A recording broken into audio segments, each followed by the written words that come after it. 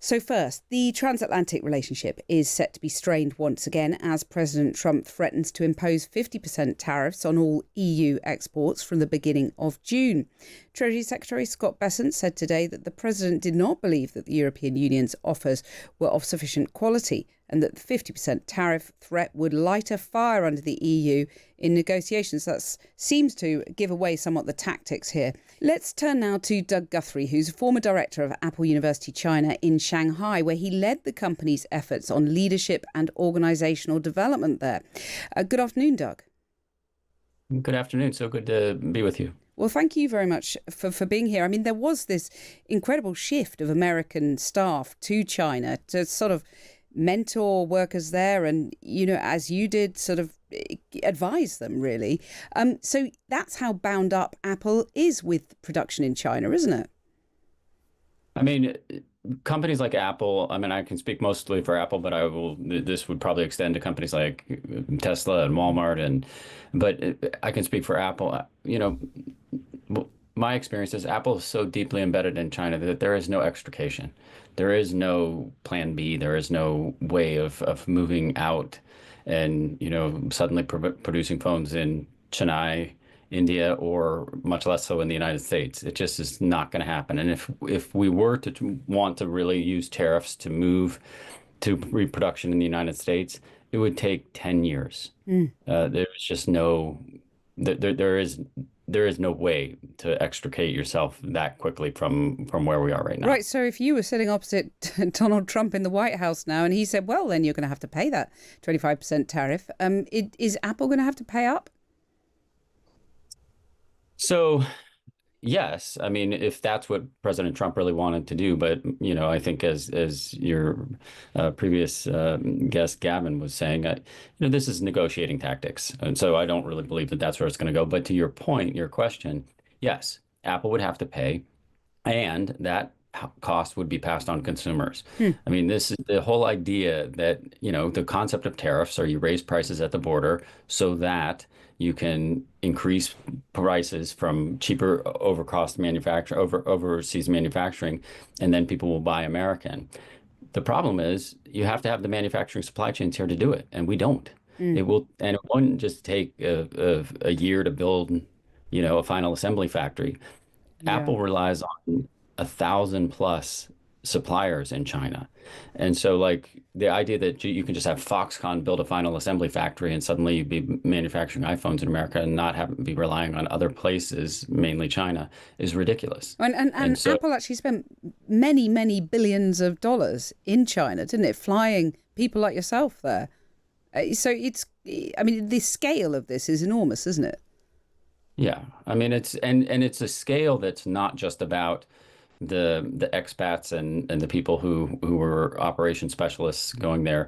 It was also about how well the company did in helping to develop the manufacturing supply chain.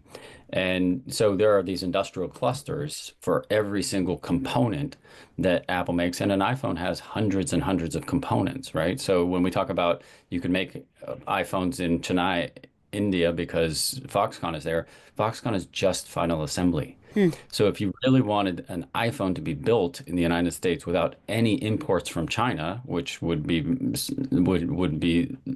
have the tariffs on them, you'd have to have all of the components and all of the industrial clusters. And so it's just a ridiculous idea. And so like, yeah. So what does Apple, do you think, say to Trump if this is all a negotiating tactic, as you and others think it is, what does Apple give to Trump to make this go away? Well, my guess is that they're going to continue down a line that they've already been down, right? So like, I can't remember how long ago, but it was within the last year that Apple announced that it was investing 500 billion in the development in the United States. And, it was sort of a cloaked in argument because nobody really knew where that money was going. But we've seen reports that it's going to building, high-tech industrial clusters or thinking about industrial development in places like Detroit and others.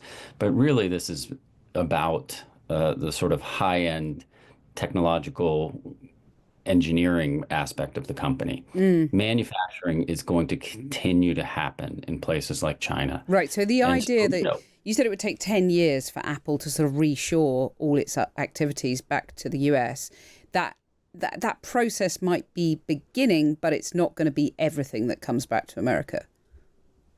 well, and me saying 10 years was just sort of a ad Figure of lib speech. guess. Yeah, but it would take years, decades.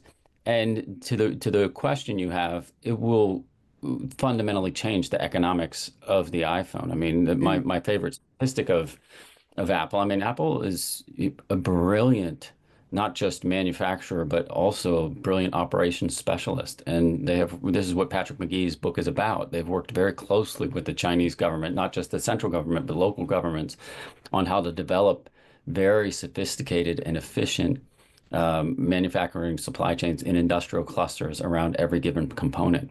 Mm. And it's been a tremendous investment and a tremendous process. And I felt honored to be a part of it when I was invited to be a part of the company because it was just, I'm a longtime China scholar and just watching this up close and watching what the ways in which this major company was working with local Chinese governments to build these industrial clusters was incredible. But just And so finally, sorry, go on.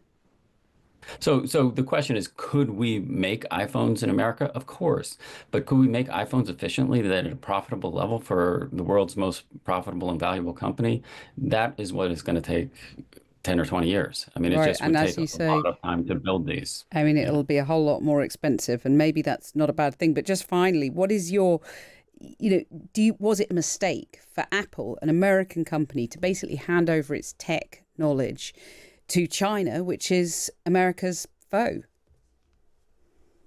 Uh, so I absolutely think it's not a mistake, but I have to come clean on the idea that I've been somebody who's been a part of, studying the Chinese economy for 35 years and I fought for China to get into the WTO, and I thought that this was going to be a part of the transformation of China. And so I believed in foreign investment in China and the positive effects of it.